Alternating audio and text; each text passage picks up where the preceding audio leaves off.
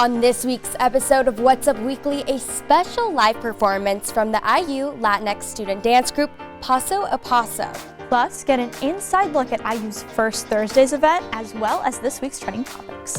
What's Up Weekly starts now.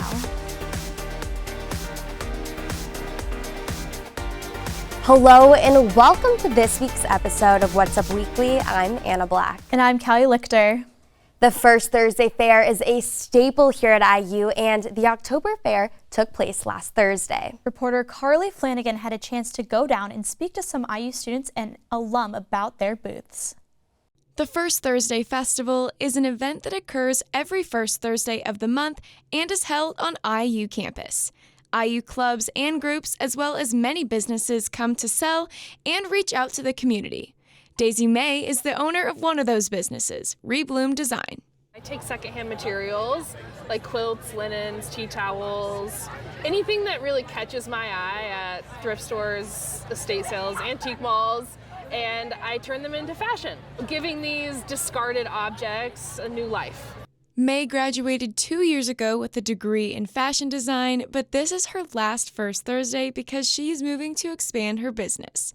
But Kelsey Galt is an IU freshman and a vendor here at the festival who hopes to be back next month. My booth is just it's just my art. It's like marker and ink drawings today. I'm hoping to sell again at another First Thursday, probably more stuff like watercolors or things like that, stickers probably. The First Thursdays Fair is loved by everybody that lives in Bloomington, including the students. Many come back after being here just to sell their art, and many that still do attend here sell everything they do as well. I love all the local art I get to buy. I seriously am such a fan of buying like everyone's art and prints here. Just seeing like all the cool booths and clubs in town are really cool as well. If you missed this month's Thursday, no worries. There is always next month. The next First Thursday will be on November 3rd at the IU Arts Plaza and will be taking place from 4 to 7 p.m. For What's Up Weekly, I'm Carly Flanagan. First Thursdays take place every Thursday at the start of the month near Showalter Fountain. Kirkwood is bundling up as we enter into fall, and I don't just mean Hoosiers. Middleway House conducted their annual Wrapped in Love initiative last week. The tradition is a public art display of trees wrapped in hand-knit sweaters made by local artists.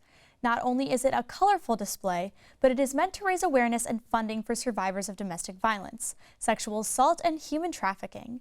The sweaters will be keeping Bloomington warm until March of next year. We still have a lot of What's Up Weekly to come just ahead.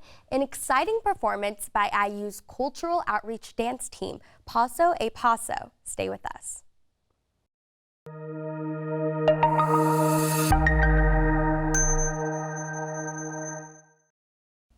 Welcome back. It's National Hispanic Heritage Month, and to celebrate, we're joined in studio with Lucas Adams, the president of Latinx student dance group Paso a Paso. Thank you so much for joining us. Thank you so much for having me. Of course. So I guess to start off, can you tell us a little bit more about the organization? Absolutely. So Paso Paso is a Latin dance club here on campus. Our main goal is to connect people with other people, but that just happens to be through dance. In our club, we cover kind of the dances that you will find in different parties and different types of special events that you might be able to attend. I know that there are some other groups on campus that work on specific folkloric dances, but some of the ones that we cover include bachata, merengues, cumbia, norteñas, and other styles that you'll be bound to see at any sort of party. Awesome. And how else do you kind of use dance to connect people to the Latin culture and better educate? Absolutely. So for people here on campus, especially a lot of my Latinos and Latinx members of the community, it's kind of hard finding that connection coming to college because you're away from family and a lot of the culture that you grew up having. And for a lot of people, one super easy way to find that connection again is through music. So we band together as a group of students every week in order to try and reconnect with our pasts and reconnect with our heritages, but also just have fun more than anything. Yeah. So how else do you raise awareness and I guess educate about the culture? Absolutely. So we are partnered through La Casa, the culture house here on campus, and through them, there are a lot of events that are hosted throughout the semester in order to support awareness. We also host 2 big events throughout the school year, the first being our fall concert, and then our bigger event being at the end of the school year called Latin Expo, where we bring in speakers, we bring in food, other performers on campus in order to spread Hispanic heritage to the Bloomington community as a whole. So you said you have 2 big events, but do you perform at any other events, or how many performances would you say you put on each year? The ones that we host as a club are the 2 that I described earlier. Yeah. But throughout the semester, we host workshops as well, and we partner with other organizations such as the Latina sororities, or sororities here on campus, and other different groups that would want to try and express the culture that I was explaining to specifically their group of people, but to anyone who wants to join. Other than that, we've been working our way into different aspects of the IU community. This past weekend, we were in the homecoming parade, and we actually were able to march and show off our pride with our flags and stuff. Awesome. And yeah, it's just little things like that to get our name out there and to show that we are here as a Latinx community. Absolutely. And So do your meetings run as dance practices? Yes, so we host 2 practices each week, or 2 meetings, I guess, as you would say. The one on Monday and one on Thursday, so that way if somebody has class on Mondays, they can make the Thursdays. If someone has class on Thursdays, they can make the Monday. And during those practices, we kind of cover the basics of the different dances, so that way, if there are events held in the community, we can go out and dance and be able to have a good time. Starting about the 8-week mark, so actually this past week, we've been working more on choreography routines to perform for those performances in the fall and in the spring. Outside of those practices, we host team bonding events over the weekends, a lot more relaxed and not necessarily as structured as our practices, just to make sure that we recognize that we're having fun and we want to, as I mentioned earlier, just connect people more than anything. yeah, and can anyone join, or do you have to have some kind of dance experience? When I joined, I did not have any dance experience. As a kid, I saw dancing and thought, ew, that's gross. Why would I do dancing? But here I am now as the president of Paso Paso. Anybody can join, and it's our goal as a club to teach you how to dance. And where can people sign up and learn more about the organization? Absolutely. If you go to La Casa and talk to Lillian Casillas, the director of the Culture House, she will direct you to our club and direct you to the times that we meet and other events that we might be hosting. But if you want to talk to us or any other member who's in our group me, they will make sure to put you in that message chat, and then you'll be able to hear about our events there. Well, thank you so much for joining us and chatting with us today. Yes, thank you. Thank you. Well, the wait is finally over. Time for us to step aside. Performing one of their dance numbers, here's Paso a Paso.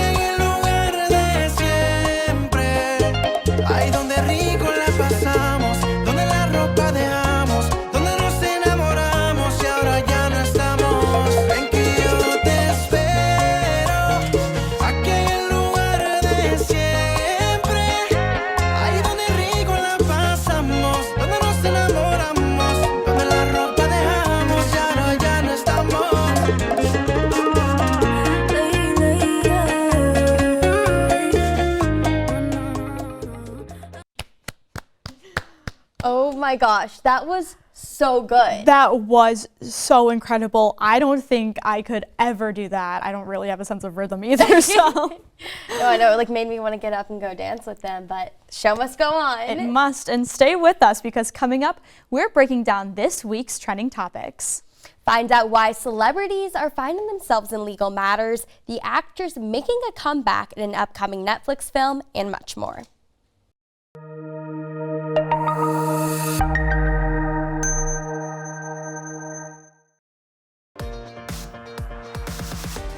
Welcome back. Lots of celebrity legal suits are underway right now.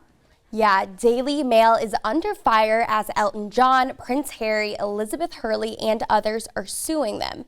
Its publishing company, Associate Newspapers, is being tried for, quote, abhorrent criminal activity. The celebrities claim the news outlets used illegal methods to get their info. Also, the verdict is in on the Alec Baldwin Rust shooting case. Last year, cinematographer Helena Hutchins was shot and killed by the actor while filming the movie Rust. A wrongful death lawsuit was filed against Baldwin and others on set. A settlement has been reached after Hutchins' husband Matthew stated the case was dropped. However, the legal agreement remains confidential. And filming for Rust is set to start back up next year. Yeah. And in some local entertainment news, DJ Pauly D DJ'd an IU frat. Yeah, now everyone knows that homecoming is the time to go all out, Yes. but what I didn't expect is that a member of the Jersey Shore would be DJing an IU fraternity party. And DJ Pauly D became famous as one of the stars of Jersey Shore, which ran from 2009 to 2012. Pi Kappa Phi fraternity was DJ Pauly D's Bloomington tour stop last Thursday. And looking online, it doesn't seem to come at a cheap price. It seems that the low end to book the DJ is in the 5 figures. Yeah, crazy. And even though it was homecoming, I was still shocked to see this big of a person come in. Like Pauly D, Jersey Shore, are you kidding me? That's crazy. And one of your favorite childhood actresses is back on the big screen. That's right. After nearly 10 years, Lindsay Lohan is making a return to acting. And it's just in time for the holidays. Lohan's first major movie role is Netflix's Falling for Christmas. She plays daughter of a wealthy hotel mogul that's diagnosed with amnesia after a skiing accident. Romance, of course, buds with a man that's helping her regain her memory, played by Cord Overstreet. It starts streaming November 10th.